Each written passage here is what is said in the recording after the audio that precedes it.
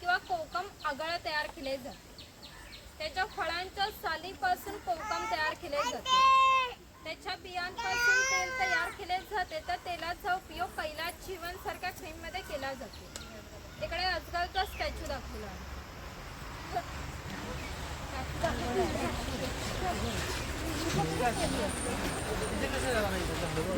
Video करतो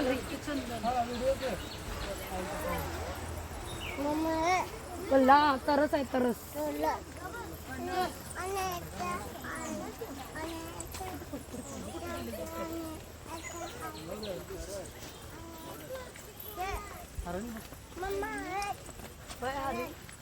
परशुराम परशुराम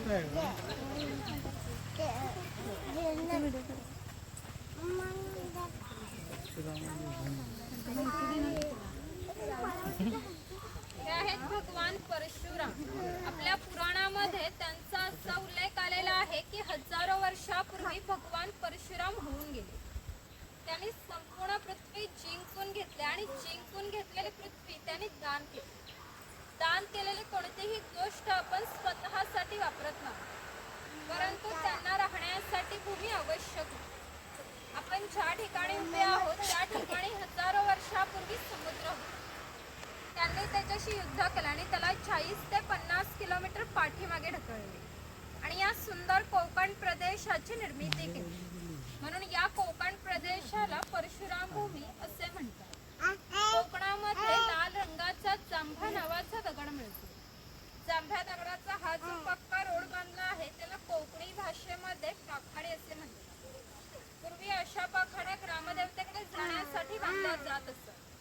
आपण सुद्धा या पाखाडीने प्राचीन कोकण मधील ग्रामदेवतेकडे जाणार.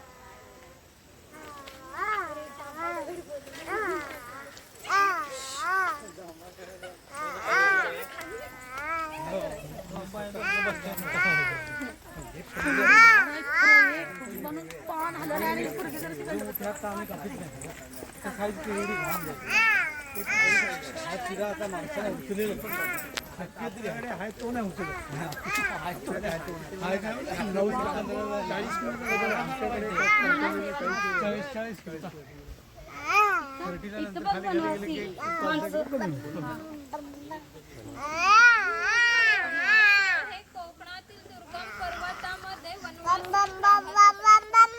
त्यामध्ये भिल्ल व कातकर या दोन जातींचा समावेश आला होता. तरी कातकरी समाज इकडे दाखवला आहे.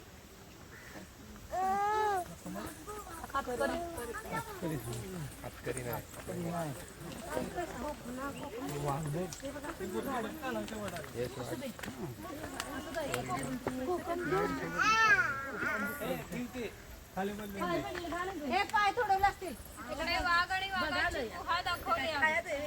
इकडे गाव शिकार दाखवले आहे.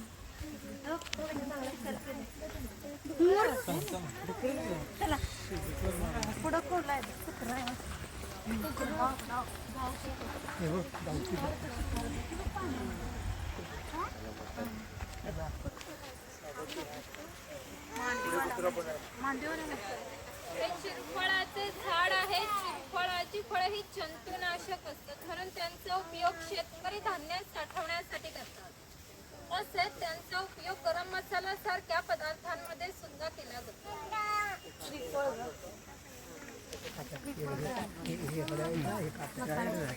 इकडे माडीवाला दाखवला आहे. ताडी माडी काढणारे असतात.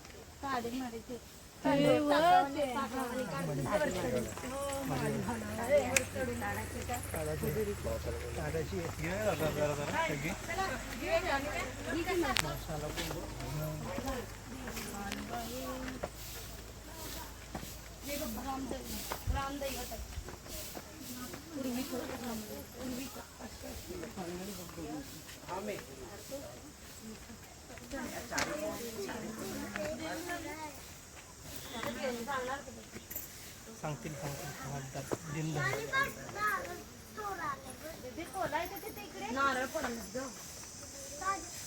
एक ग्रामदेवतेचं मंदिर आहे. पूर्वी धार्मिक संस्था गाव नियंत्रित करत असतात. गावातील गावकरी येथे एकत्र येत असतात. गावातील दोन व्यक्तींची भांडणे झाली तर सर्व गाव एकत्र येऊन गाव प्रमुख त्यांच्या समोर न्यायदान करीत असते. गावात घरातील सार्वजनिक कामे जशी पाखाड्या बांधणे, लाकडी संक बांधणे अशी कामे कोणी व कोठे कधी करायची याविषयीचा निर्णय गावकरी येथे बसून घेत असतात. आणखी एक महत्वाचे वैशिष्ट्य म्हणजे जगभर अशी प्रथा आहे की प्रत्येक जाती धर्माचे लोक आपापल्या देवाकडे जातात, देवाचं दर्शन घेतात. आपण कोकणी माणसे सुद्धा वर्षभर देवळात जाऊन देवाचं दर्शन घेतो. पण जेव्हा आपल्याकडे शिमग्याचा सण असतो तेव्हा ही देवी या पालखीमध्ये बसून प्रत्येकाच्या घरोघरी नेली जाते. म्हणजेच कोकणी माणूस आणि देव यांचा नातं इतक्या जवळचा आहे की आपलं एकमेकांकडे जाणे नसतं. या देवीचं नाव वाघजाई आहे. हे नाव मी जाणीवपूर्वक ठेवलं. असं म्हणतात की ज्या निसर्गात वाघ आहे तो निसर्ग समृद्ध असतो. 500 वर्षापूर्वीचा निसर्ग सुद्धा असाच समृद्ध होता. त्याला आमच्या भावविश्वामध्ये दैवत्वाचं स्थान आहे. आपण कोकणी माणसे वड, पिंपळ, सागना यांची पूजा करतो. म्हणजेच आपण निसर्ग पूजक माणसे आहोत. म्हणून या देवीचं नाव सुद्धा प्रत्यक्ष निसर्गाशी संबंधित असं ठेवलंय वाघजाई.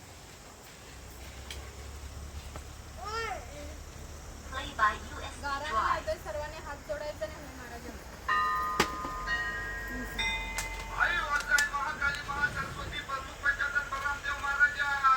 जय महाराजा. आज वय प्राचीन कोकण बघायला लांब लांब पर्यटक आलेले आहेत.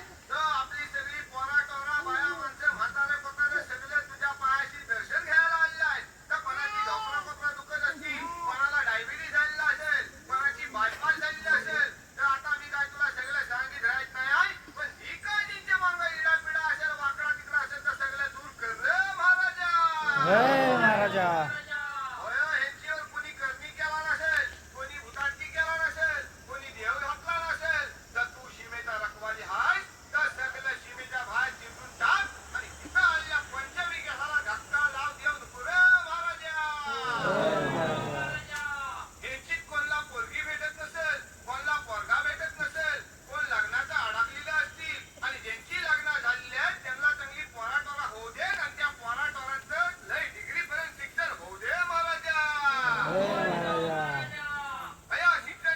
नोकरी भेटू दे.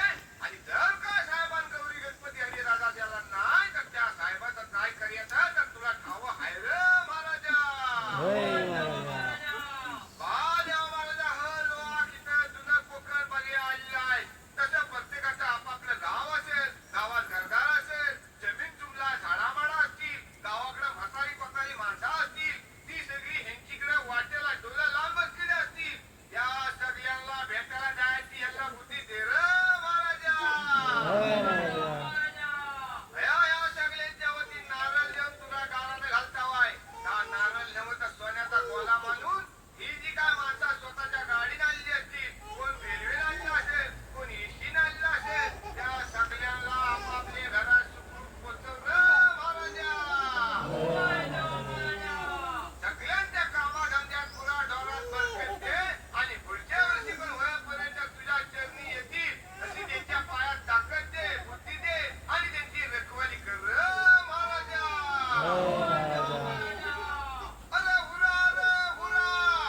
आणि आमच्या वाघजाई मातेचा सोन्याचा तुरा रे.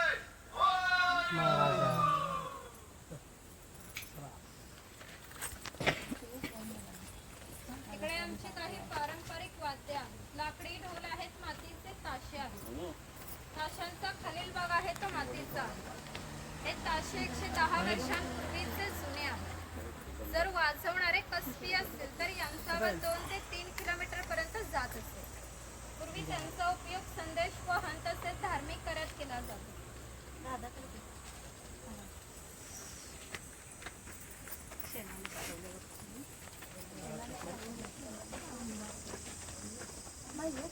इकडे चव्हाटा देव आहे. असं म्हणतात की कोकणात भरपूर भूत असतात, तर कोकणवासियांची अशी श्रद्धा आहे की हा देव त्यावर नियंत्रण ठेवतो. म्हणून याला शिमग्याच्या वेळी गाऱ्हाणे घातले जाते. तसेच पशुबळी सुद्धा दिले जातात. इकडे वीरगळ आहे, वीरप्राप्ती लोकांचे प्रतीक चिन्ह.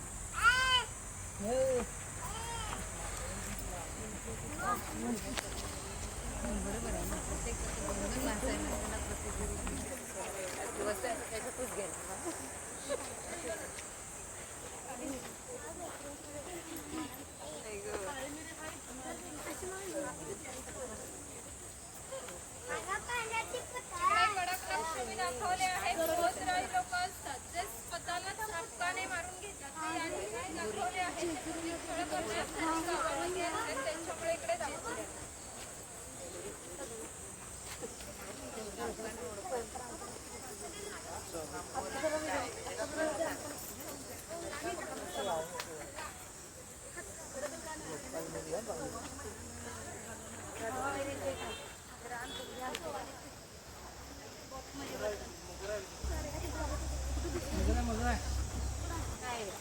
हाय कुठे ग कोळी समाज आहे. कोळी समाजाची लोक ही समुद्राच्या इतकी जवळ राहतात की समुद्राच्या भरतीचे पाणी त्यांच्या घराला लागून जाते. एवढी छोटी होडी घेऊन हे कोळी लोक 8 ते 10 तास खोलवर समुद्रामध्ये मासेमारी करतात. कधी कधी तर समुद्रामध्ये उसळणार लाटे त्यांच्या होडीपेक्षाही मोठ्या असतात. तरी हे लोक कुशलतेने होडी वल्लवतात आणि पहाटेच्या वेळी घरी परत येतात. जर तुम्हाला माहिती आहे का की नसेल तर पुढे गेलं तर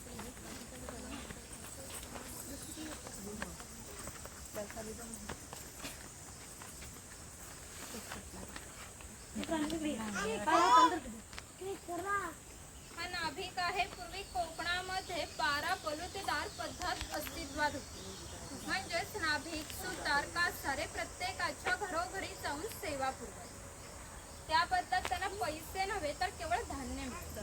म्हणजेच एका नाभिकाला एका कुटुंबातील पुरुषाचे घरी जाऊन केस व दाढी करण्यासाठी वर्षभरासाठी 4 पायली म्हणजे आत्ताचे 8 किलो धान्य मिळत असते. एवढ्या अल्प मोबदल्यात ही लोक समाजाची सेवा करत असतात. आमच्या नाभिकाविषयी आणखी थोडा मजेशीर वर्ण आमच्या लोकसाहित्यामध्ये आढळतो. असं म्हणतात की गावातील प्रत्येक गोष्ट नाभिकाला माहीत असते आणि नाभिकाला माहीत असलेली प्रत्येक गोष्ट गावभर होते. आता तुम्ही आलात, ही गोष्ट ज्यार्थी नाभिकाला समजली त्यार्थी पुन्हा गावाला समजली. आमचं सगळं गाव तुमच्या स्वागतासाठी उत्सुक आहे. कथेप्रमाणे आपण आधी स्वतःच्या घरी जाऊ, मग गावात फेरफटका. Representative appointment by the King of the World.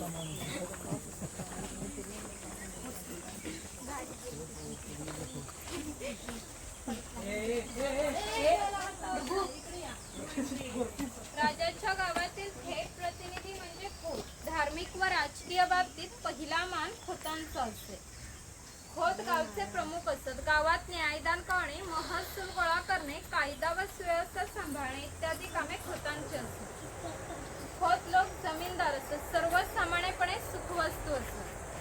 त्यांच्या बसण्याच्या लग्नीवरून ते कसे ऐषारामी जीवन जगायचे याची तुम्हाला कल्पना येईल. ती खोतांची बायको आहे. कोकणी स्त्रिया सुंदर होते आणि शूर होत्या, परंतु त्यांना स्वातंत्र्य नव्हते. माझघराचा उंबरठा ही त्यांच्यासाठी मर्यादा होती. ती खोतांची 2 मुले आहेत. ते आपला परंपरागत खेळ सोंगट्या खेळत आहेत. हाच खेळ महाभारतात धर्मराज आणि दुर्योधन यांच्यामध्ये द्यूत या नावाने खेळला गेला. हस्तिदंती फासे असतात किंवा शंखांच्या कवड्या असतात. त्या टाकून विशिष्ट प्रकारचे दान मागितले जाते. त्यानुसार सोंगट्या पुढे मागे सरकवून हा खेळ खेळला जातो. जर खेळणारे कसबी असतील तर हा खेळ 1 ते 2 रात्र सहज रंगत असे. इतका मजेशीर खेळ आहे. घराची रचना पहा. खोत ज्या उंचवट्यावर बसते त्याला ओटी म्हणतात.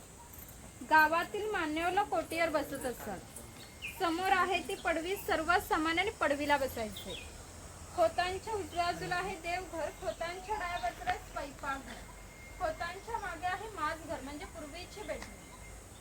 घराचे छप्पर पहा. वरती छोटे छप्पर, मध्ये गॅप, त्याखाली मोठे छप्पर. कोकणात उष्णता फार असते, त्यामुळे घरातील उष्ण हवा सतत त्या गॅप मधून बाहेर जाते व बाहेरील थंड हवा तिची जागा घेते. त्यामुळे घरातील वातावरण नेहमी थंड राहते. घरासमोर अंगण आहे. अंगणामध्ये तुळस आहे. अंगण हे कोकणी घरांचे वैशिष्ट्य आहे. इकडे अडकीत ते आहे सुपारी कातरण्यासाठी वापरतात. बैलाची सुपारी फोडायची.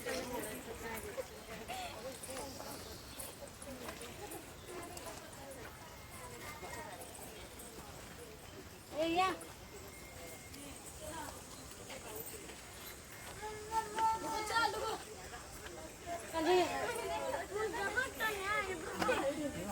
अंगो करत ना तुझं सांगू ते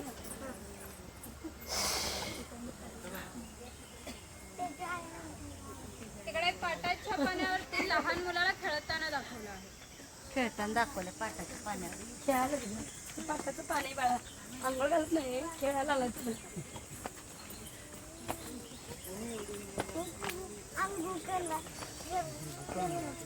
झालं ना समुद्रामध्ये बघ की आता या घरात आलो बघ करी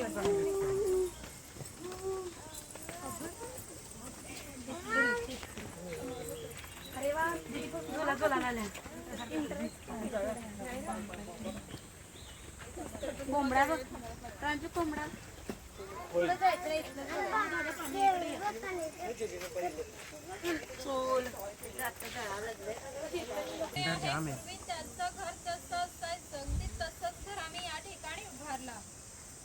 ती जी चूल दिसते तिला कोकणी भाषेमध्ये पिरसा म्हणतात. पूर्वी ती सतत पेटी ठेवली जायची कारण पूर्वी लायटर किंवा माचीस नव्हत्या. ज्या शेतकऱ्याच्या बायकोला स्वयंपाक करायचा असतं तेव्हा ती इथले 2-3 निखारे घेऊन स्वयंपाक घरातील चूल पेटवीत असते. जर हा विस्तव विजला तर घरामध्ये 2 गारगोट्या ठेवल्या जात असतात. त्या एकमेकांवर घासून विस्तव करावा लागत असते. ही खोईनी आहे. हिचा वापर मासे पकडण्यासाठी केला जात असे. पाठीमागे वेलीने बांधून ती पाण्यात ठेवली जाते. हिची अंतर्गत रचना अशा पद्धतीची आहे की आत गेलेला मासा कधीही बाहेर पडू शकत नाही. तिकडे शेणाने सारवलेली टोपली आहे तिला कोकणी भाषेमध्ये कणगी असे म्हणतात. तिचा वापर धान्य साठवण्यासाठी केला जात असे. कोकणी शेतकरी भात, नाचणी, हरिकवर यासारखी धान्य पिकवीत असे. ती या कणगीमध्ये ठेवून वरती चिरफळाची फळे पसरवून त्यावर झाकण लावून हे सर्व बाहेरून शेणामातीने लिंपून घेतले जाते. त्यामुळे आतील धान्य 2 ते 3 वर्ष सहज पिकते. ती शेतकऱ्याची बायको आहे, ती शेतकऱ्याची मुलगी आहे. तो पाळणा शेतकऱ्याच्या घरामध्ये आम्ही कायमस्वरूपी टांगून ठेवला आहे. कारण आमच्या शेतकऱ्याकडे दरवर्षी पाळणा हलत असे. म्हणजेच प्रत्येक शेतकऱ्याला 8 ते 10 मुले असतात. थोडक्यात पूर्वीच्या काळी एकत्र कुटुंब पद्धती अस्तित्वात होती. हे उचल आहे. पूर्वी याचा वापर कपडे सुकत घालण्यासाठी केला जात असे. इकडे गौरी गणपतीचा सण दाखवला आहे. तिकडे पांगुळगडा हे लहान मुलांना चालण्यासाठी. गाडा पहिला पण नव्हतं ना जुना लाकडी गाडा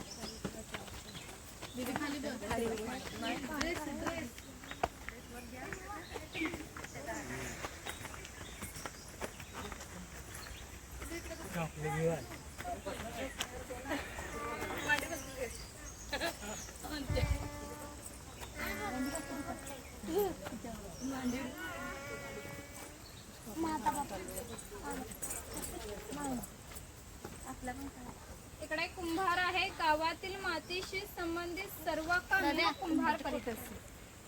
गणपतीचे दिवस झाले की लाल मातीचे गणपती तयार करून देणे.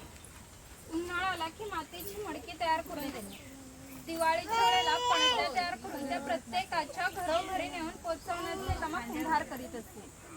एखाद्याचे घर बांधायचं असेल तर त्या घरी जाऊन मातीची कवले तयार करून देत असते. हे सफेद रंगाचे मडके आहे ते माडी काढण्याचे मडके आहे. कोकणामध्ये नारळाची झाडे मोठ्या प्रमाणात असतात. त्यांना नारळ येण्यापूर्वी पोय येते. तिला आडवा काप दिला जातो. बाजूने विशिष्ट प्रकारचा झाडपाला लावला जातो. तो पाला आतील माडी शोषून घेतो व थेंब थेंब गळणारी माडी हे मडके वरचेवर लावून त्यामध्ये साठवली जाते. काळाच्या ओघात 12 बलुतेरांचे असं नष्ट झाले, परंतु माडी काढण्याचा व्यवसाय अजूनही व्यवस्थित चालला.